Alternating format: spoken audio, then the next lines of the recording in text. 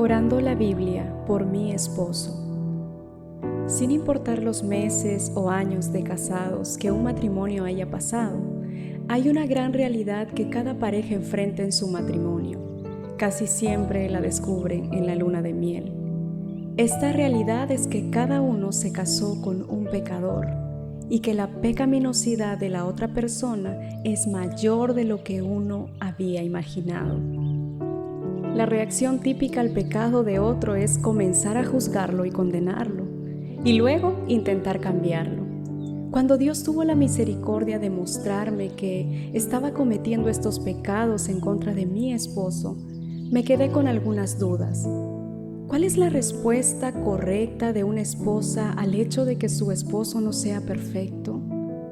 ¿Cómo puede una esposa ayudar a su esposo sin tomar una actitud incorrecta de querer forzar un cambio en él?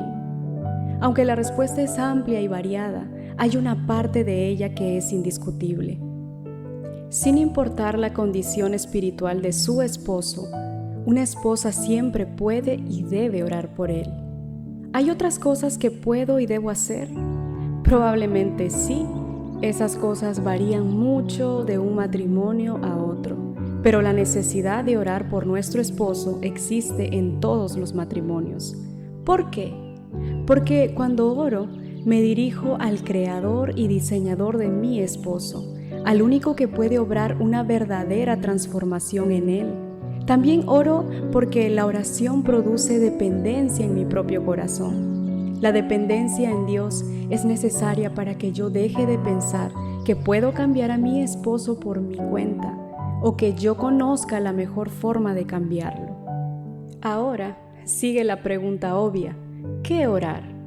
Si no tengo cuidado, puedo usar la oración como otro medio para seguir buscando mi propia voluntad. ¿Qué debo querer para mi esposo? ¿Qué debo pedir por él? Dios nos ha revelado su voluntad en su palabra y ahí podemos encontrar muchos motivos infalibles de oración. Por esa razón, te comparto algunas peticiones basadas en textos bíblicos. Oremos por nuestros esposos con la confianza de que estamos pidiendo por él lo que Dios mismo desea para él. A continuación mencionaré algunos versículos que nos pueden ayudar a orar por nuestros esposos. En Efesios capítulo 3, versículo 16 al 17, nos dice que sea fortalecido con poder en su hombre interior por el Espíritu Santo, que habite Cristo por la fe en su corazón, que su fe sea exclusiva en Cristo y que abunde cada vez más.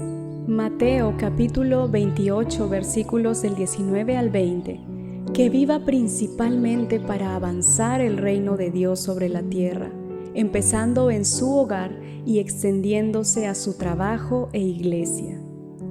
En Salmos capítulo 119, versículo 97 y 2 de Timoteo capítulo 3, versículos del 16 al 17, que ame la palabra de Dios, priorizándola en su vida personal y familiar, y que esa palabra haga una obra transformadora en su propio corazón y vida.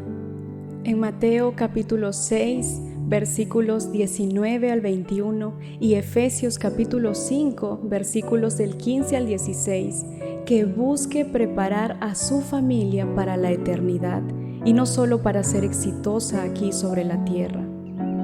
En Gálatas capítulo 1, versículo 10, que tenga éxito en sus esfuerzos, según la voluntad de Dios, dándole a Él la gloria cuando así sea.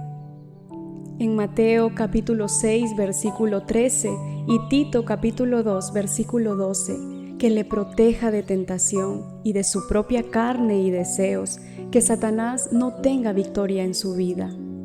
En Efesios capítulo 5, versículos del 25 al 30, que te ame como Cristo ama a la iglesia, no necesariamente como tú quieres ser amada, que busque tu santificación con paciencia y amor.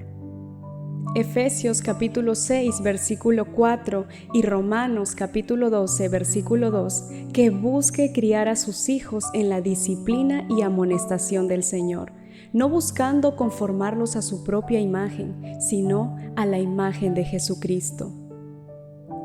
Tito capítulo 2 versículos del 7 al 11, que tenga un testimonio de buenas obras, atrayendo a otros al Evangelio y ejerciendo influencia piadosa en las personas que le rodean.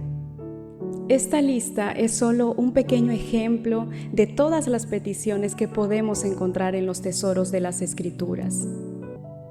Así que llevemos a nuestros esposos ante el trono de la gracia de Dios, entregándolos a la obra de Él, reconociendo nuestra propia falta de sabiduría y creciendo en dependencia absoluta de nuestro soberano mediador, Jesucristo.